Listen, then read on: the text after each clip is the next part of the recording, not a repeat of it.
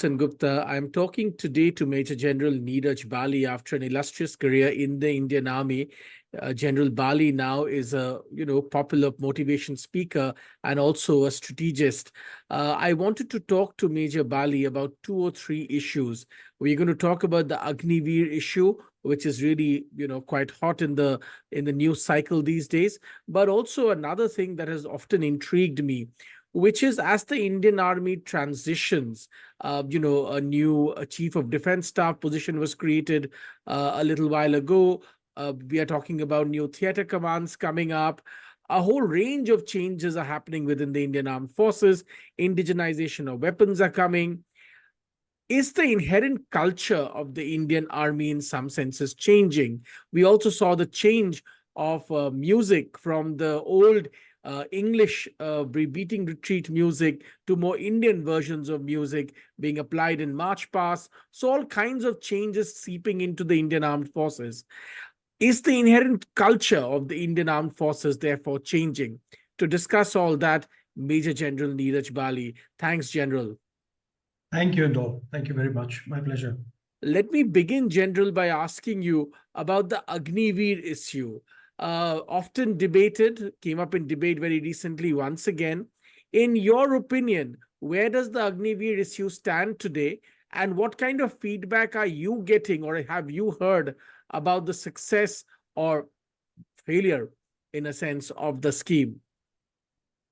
All right, Hindol. So interestingly, this is one question that we get asked almost invariably today. Like you correctly said, it's a contemporary topic and a lot of people are concerned with it.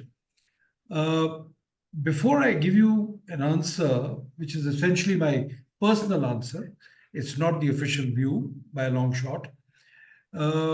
I must tell you that as an individual, as an officer, as a veteran, I'm a believer. I'm not by nature a cynic. So whenever something new comes in, it's my propensity to welcome it, to look at the positive side first, and then see if there are some things need to be improved. So when Agniveer came in, I pretty much liked or at least appreciated the idea, welcomed the idea. And as we have gone on over the last 2 years, a great deal of debate has happened within the Army. And of course, I meet Army officers and I meet veterans and we talk about it. And I will report to you on all of that. Look, let's first look at why this scheme actually came into being. At the heart of the matter is that the pension bill, the pay and pension bill is ballooning. And as a country with a lot of priorities, other than just giving pays and salaries, there was a need was felt to bring in a mechanism which doesn't deplete the army of its manpower or its efficacy, but at the same time dilutes the burden that there is on economy in terms of salaries and pension bill. Now, this is an eminently good objective. I don't think any Indian citizen, whether he's an army guy or otherwise, should be against it. So that is where that matter is. Having said that, what I hear from the units, including my own units where I've served, is this. Because the guys who've been taken in understand that they will be there for 4 years and then only 25% will be retained, it appears to have kindled more competitiveness among them, more desire to learn and to get better, because obviously nobody wants to be left out of the race at the end of 4 years. So knowingly, unknowingly, unwittingly, this has raised the aspiration of all the boats. Everybody is trying harder. I was talking to one of the commanding officers who said, there's a time when a Jawan is on a duty and he misses out on training. Unlike what used to happen in the olden days, they actually come up and complain to the company commander that, look, I'm missing out on training, so I need to get more training because otherwise I will lose out at the end of this 4 years, which is, of course, a very heartening development. The other positive from this is that training centers which train the recruits, which are getting a shorter time to recruit, to train these people, have therefore become more creative, more innovative in training them in ways that they become competent soldiers at the end when they join the army. Uh, I haven't heard anybody say that the culture of the army's got dented at the moment, or that there is any dilution of standards. This is also a function of the fact that culture is not an easy thing to change.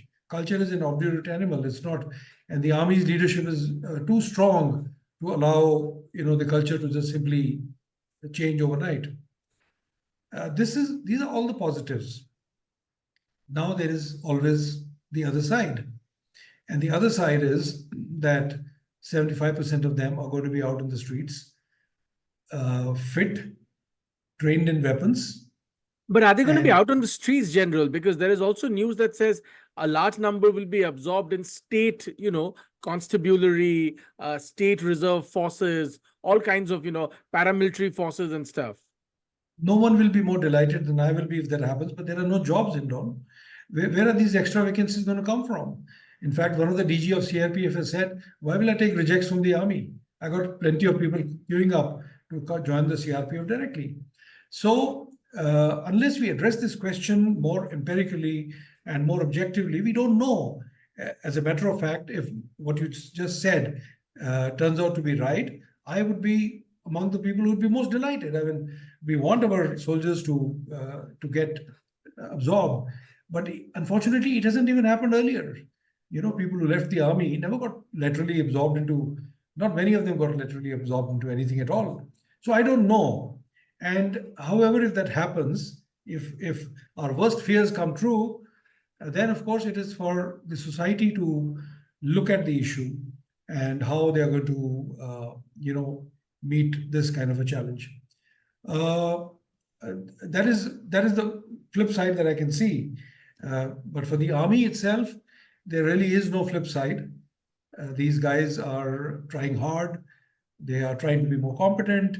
And once the ones who are left into the army's leadership, the army's structure, the army's culture is going to definitely absorb them in a way that they become indistinguishable from anybody else. So that's my take. Having said that, I'll just I'll just jump right in and say, just as an individual, I think maybe we could have tried this as an experiment, smaller scale. Maybe we could have given it a shot. But well, if you have taken not counsel of our fears and the leadership has taken counsel of its hopes, who am I to object? Let's talk a little bit about something that you just mentioned about the culture of the army. I began by saying there is so many changes that are happening in the Indian Armed Forces in the last decade, half a decade. The long-awaited Chief of Defense Staff position was created. Now we're talking about theater commands being created. Indigenization of, armaments are happening in India. India is selling missiles to other countries. Most people wouldn't even believe that maybe 10 or 20 years ago. So there are a lot of changes that are happening, in the armed forces. There's talk about better use of, cantonment land. That issue also came up. Talk to us a little bit about how you see the change happen, or these changes impacting the culture of the army. One of the things I mentioned earlier, the music, march past music is being indigenized in a sense. More Indian music is coming in. The colonial legacy is being left behind. How is all this changing, our armed forces and their culture? Look, these are two different things. One is how we are improving structurally, how we are improving in terms of weaponry, what we are doing, to create indigenous weapons. Now, in as much that is we talk about that part, I think all of these are wonderful, salutary things to happen. We have talked a lot about CDS, a lot about theaterization, and very little had happened in the past. We have taken baby steps now, and I'm sure as we go along, these steps will become more sure, self-assured, and more clear. So that's all good news. As far as the weapons are concerned, I think truly that is a success story. Uh, 2 or 3 years ago, the government decided to declare a no import list of about 100 plus items. And they said, you can't take this anymore. You've got to build it here. It looked like a very radical step because we weren't sure whether the defense industry was really ready to do this. But of course, collaboration was allowed. Of course, transfer of technology was allowed. And the situation is that we have taken giant steps in that direction. As you correctly said, we are now in a position to even begin exporting weapons.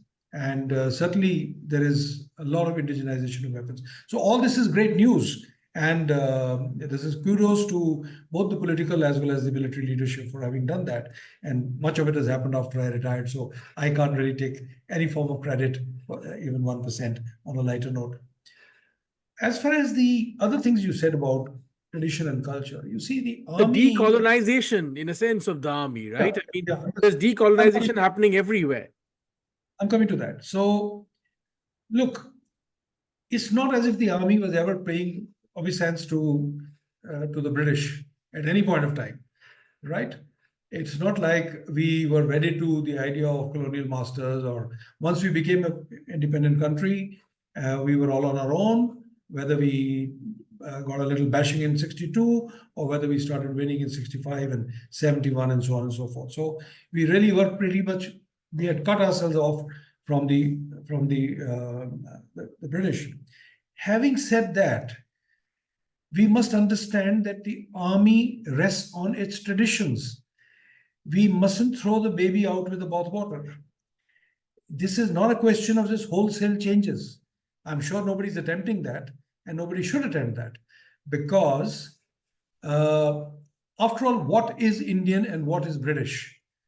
I used to teach in Staff College in Wellington, and once a student got up and said, why don't we have more Indian traditions in, say, in our dining rooms and in the way we dress? And I asked him, please point out to me, what is our Indian tradition of dining?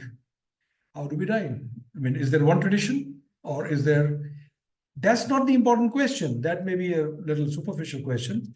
The real question is, whose traditions are these anyway? Is cricket a British game or is it an Indian game?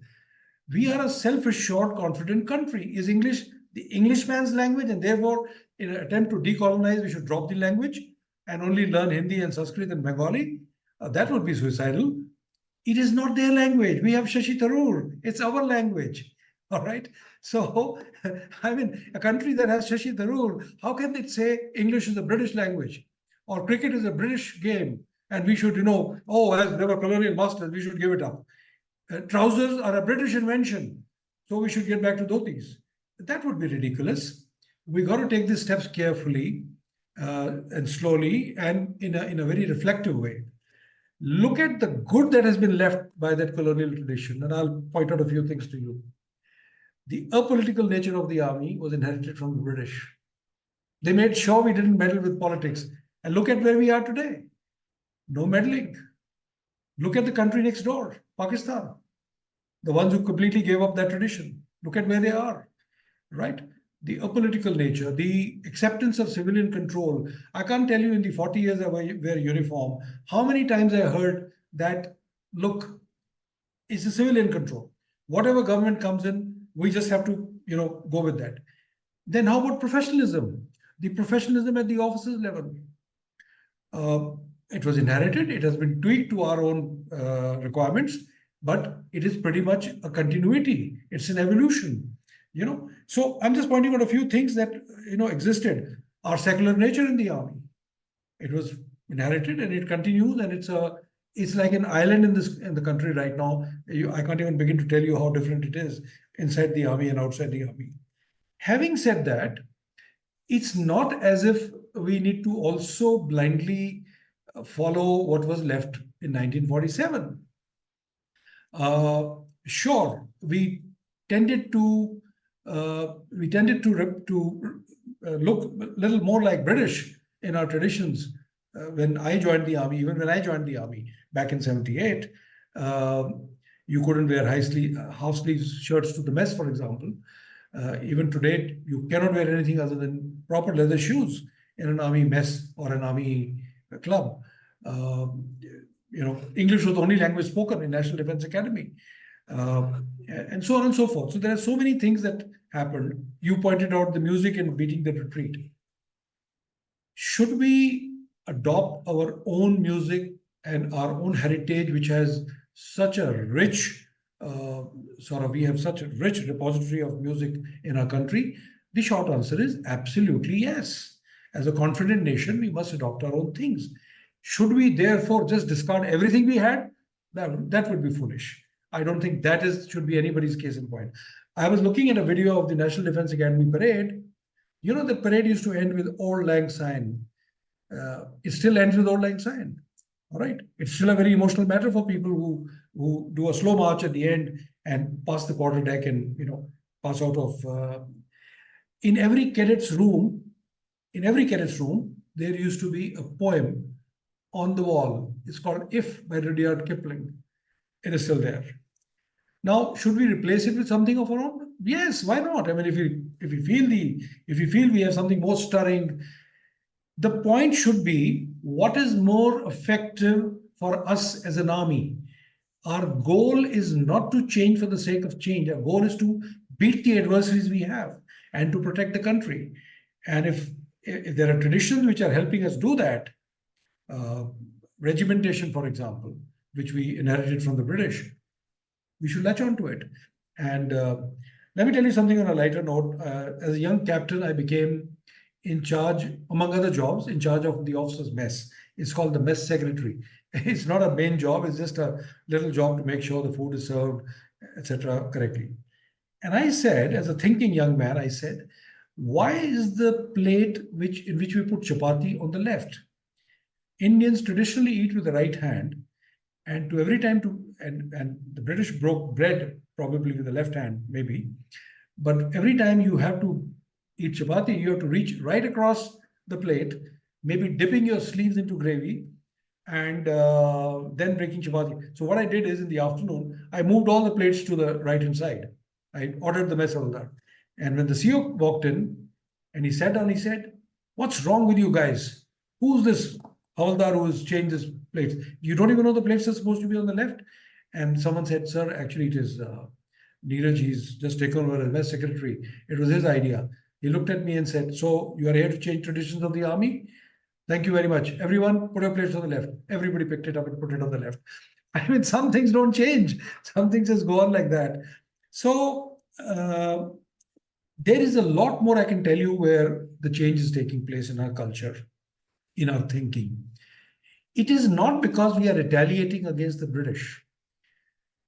That would be a sign of low self-esteem. No, we are not retaliating.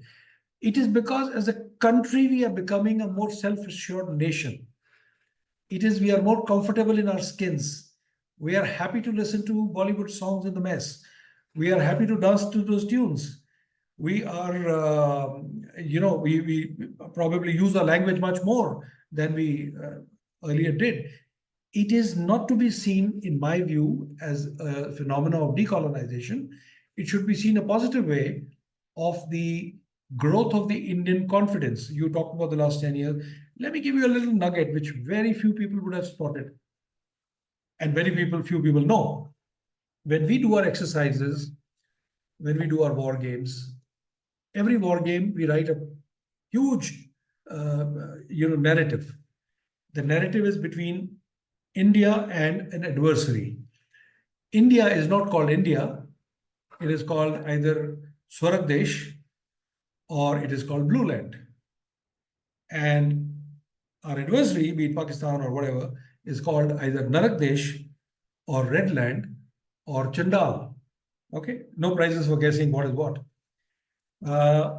When I was growing up in the army, the narrative almost invariably ran along these lines. It said, we have a neighboring country, they're a naughty country, they're interfering in our country, they are sending terrorists, they are meddling with us, we have warned them, they're not listening to us. And then one fine day, they have chosen to attack us. And now we need to attack back. Now make your plans. Okay, I'm just summarizing it, simplifying it. The narrative changed a few years ago. The narrative became, we have a country which is troubling us. We have warned it. They're not listening. We have decided to attack. There is no waiting for an attack. Okay. Now, this is a function of self assurance as a nation, greater confidence in our economy, a self belief that says, I'm stronger. So that's what my belief is. The last point I'll make here is, and maybe we can talk more about this. You see, unlike the British, who were masters, and they ruled or they ran the army through something called the VCO, the Viceroy Commission Officer, who was actually a JCO in today's parlance, who was invariably an Indian Army, Indian guy. They needed that person because they couldn't talk directly to the soldier who, because of language barriers and cultural barriers and so on. While we have not done away with these interface, but any army officer will tell you that we don't really use interface in that way. There is far greater equality, far greater sense of egalitarianism, far greater treating people. There is that feudal notion which existed after partition has largely been thrown off. And it has been thrown off for a variety of reasons. One being the soldiers coming into the army are becoming more aspirational, better educated. They don't just accept you because, just because you're wearing a rank. You also need to prove yourself. And the officers, on the other hand, are also coming from the same strata, from small towns like Indian cricket team, like from small towns, middle class, lower middle class, JSU's children, Jawan's children. All right. So there is more sense of equality. There is this institution in the army which used to be called an orderly or a batman, and gradually over my service it became a sahayak, and then people said, no, this is also demeaning. He became a buddy. The broad move is in that direction. So that's what I want to talk about, those changes.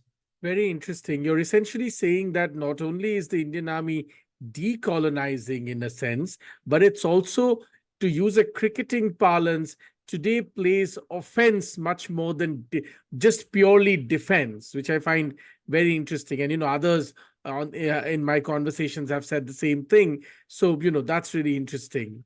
Absolutely. I don't know whether I'm going to put it in the same context, but one of my favorite political commentator at a geopolitical level is Fareed Zakaria. And Fareed Zakaria, in his book, The Post-American World, argues that it's not the Americans which are slipping down. It's the rest of the world which is rising. You see, it's the Chinas and the Indias of the world which are rising, which is with a more self-assured confidence. And the same thing you can see in our country in the way you look at it this way. I mean, you would have seen we had this great awe for the white skin, for the white man, and for anyone who knew English. We thought they were gods. Now everybody speaks English in India. Everyone knows English. Everyone understands English. There is no great awe anymore of people. We all travel. We all go abroad. We see how we have greater native intelligence. I don't even want to start talking about which country, but we have greater native intelligence when you go to the West. So all of that has also kind of oozed into the kind of soldiers we are in the army. Let's talk a little bit about another change, General, the induction of women into combat roles. That has been hailed, and rightfully so, in my humble opinion, as a historic moment for the Indian Armed Forces and also globally. Talk to us a little bit about what kind of impact on the armed forces culture has this historic decision had, the induction of women in combat roles? Right. Let me preface this with something completely disconnected. I have spoken twice on in the summits of something called the Competitive Intelligence Summits in US and Portugal. And alongside the summit, they used to have a discussion on the genders. And in both occasions, they didn't have a representative from Asia. So the Indian male, me, was put onto the panel where everybody else was a lady coming from different continents. And I spotted something, that the critical problem, the critical gender problem in the world is because a false notion of male domination, that somehow men are superior to or have been superior to women, right? So at the psychological level, that's always been the case. Now let's come to the army. Like any such idea, when it initially happened, there was more than one opinion within the army. People thought ladies will not be able to keep up. What happens when they're expecting? What happens? They have to look after a small child. In any case, they're the weaker sex, and so on and so forth. What has happened over the years is that initially the ladies joined as really short-term officers, used to retire as captains, and then they became short service officers, and then now they've become permanent commission officers through the National Defense Academy. Initially, they joined only services like ASC or ordnance or signals or maybe EME, but now the doors have been opened for combat roles, not really infantry at the moment, but I know, but possibly the other arms. But also in the Indian Air Force, as fighter pilots, Yes, we have. yes. Indian Air Force. And the other day I went to the local cantonment and I saw a young CMP soldier, a lady, very smartly checked my identity card, and really, really made me very proud. Now, the performance of these officers, and I have seen a number of them in my time, right from early 2000s, even before that, 1990s, has been in no way any less than the performance of the male officers. That notion has been debunked. There is complete acceptance of the fact that the ladies so far have been engaged in jobs where essentially there was more cerebral than purely physical. If you're an infantry officer, then of course it's more physical than cerebral. Though I won't say it's not cerebral. I was an infantry officer, but the ladies have, in the jobs that they've done in ASC and AOC and so on, have acquitted themselves wonderfully well. Today, when you talk to them, has the inherent bias which exists in all human beings, and let's not really talk about army separately here. Has that bias completely disappeared? I would say possibly no. The jury is still out on that. But is there far greater acceptance to the point where these ladies have all the opportunities to grow? They become lieutenant generals in the AMC. They've risen in other services. They become commanding officers. I think while it's an evolving situation, but it has already evolved to a point where you can say that it's a great success. Culturally, it has enriched, I think, the Army's culture. We have, one more gender to contribute. But to the best of my knowledge, there is no longer any doubt. There are no longer any naysayers who say, why did we do this? That's not happening. That's not happened. So I would say all the news here is good news. Wonderful. You mentioned, family in this response, and therefore I want to come to family. The army also, the Indian Armed Forces also had a unique familial culture. The family of Indian soldiers, Indian officers, how they interacted with family, how the family was integrated in the broader family of the Indian Armed Forces. There was a uniqueness to it. How is that changing with all of these new things that are happening, General? I'm delighted to tell you that that aspect is not changing. The only change, if there is some, is that the young ladies who come into the army now, they marry into army, are no longer content to be just school teachers, which is what happened in my time. Either you were a homemaker because your husband was shifting jobs every 2 years, or you were a teacher. You could get a job in every station you went to.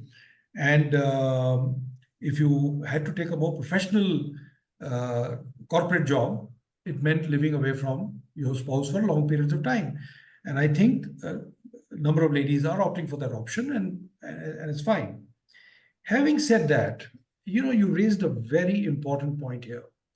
As you're aware, I have written a book called The Winning Culture Lessons from the Indian Army to transform your business.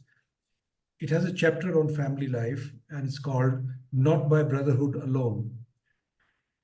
You are absolutely on dot that in the army, the families are woven into the fabric of the larger organization. They very much participate in everything, pretty much everything that happens in the within the army.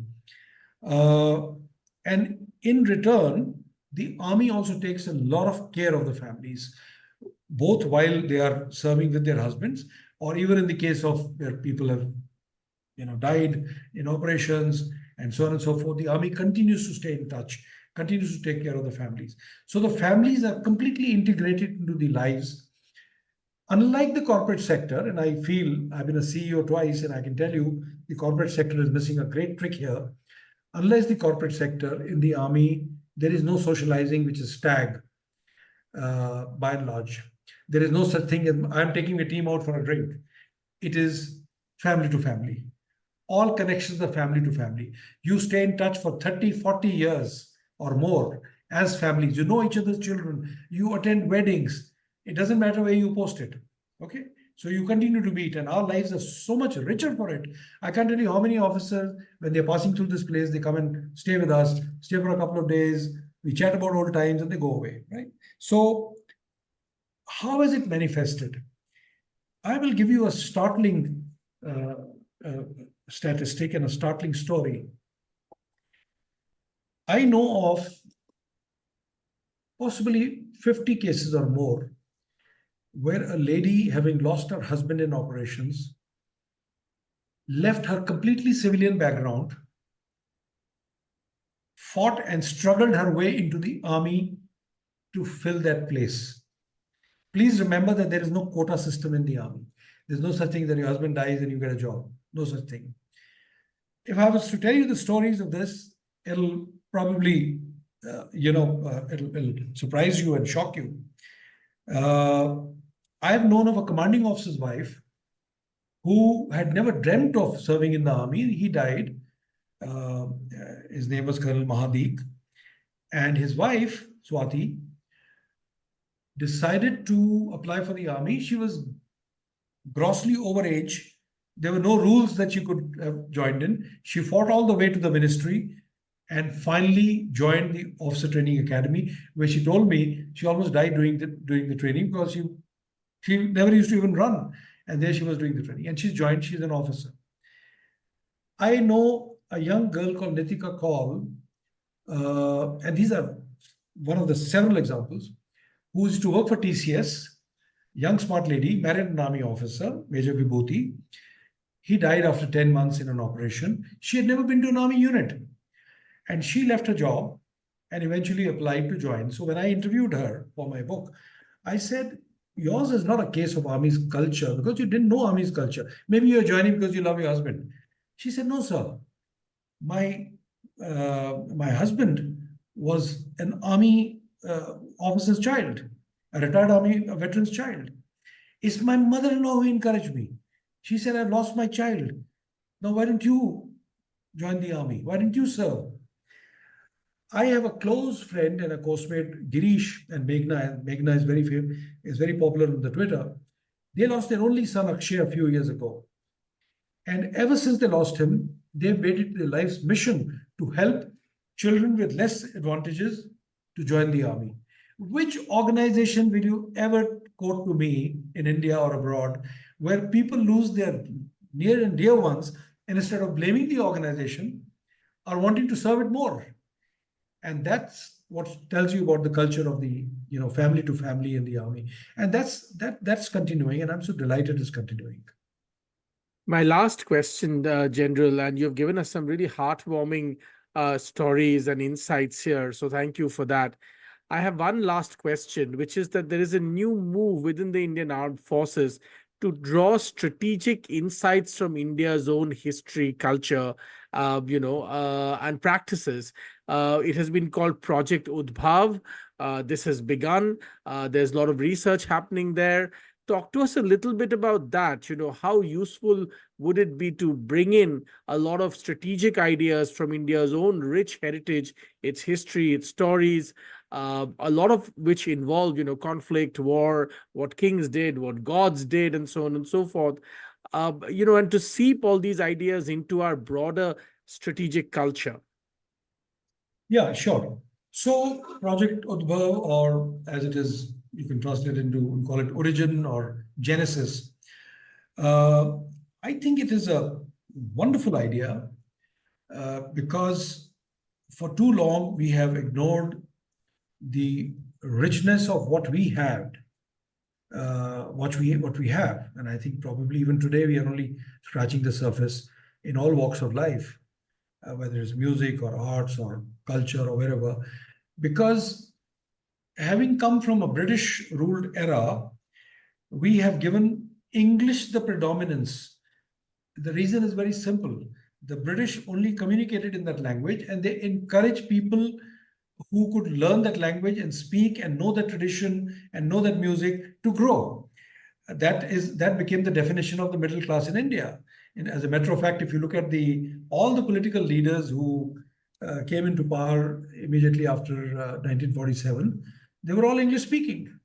They had all studied abroad. They were barristers like Nehru and even Gandhi. So I think this is a great initiative. It's a wonderful idea. There is a lot we can pick from our own culture, from the warriors that have gone by, Shivaji Maharaj or Ranjit Singh, or I mean, there's so many to quote. Actually, on a slightly lighter note, when I teach leadership, there's a question I always ask people in the corporate. I said, why did our Rajas sit on the elephant to fight? Doesn't look like a very convenient place to fight from. I mean, you can hardly reach anyone from there. And the short answer is because they wanted to be visible. They wanted to be visible to their troops. They wanted to be in the midst of action. And this is what each one of us has to learn. And just a small example, that your visibility in a moment of crisis is a huge motivator for the team you lead, no matter which walk of life you lead in, right? So, yes, I am all for it. I think it's really a wonderful initiative, and more power to it, and more power to people who've thought about it. My only caveat is that as thinking, reflecting human beings, we mustn't just blindly copy anything, or we shouldn't do reverse engineering by trying to find answers, trying to look at something and saying, "Oh, this is a great strategy. We're going to adopt it." Well, that won't be a great idea. But I'm sure there is so much wealth already available, which we can draw from, whether from Arthashastra or, all these years, the joke in the army was that the solution to all problems was to listen to Sun Tzu, the Chinese scholar.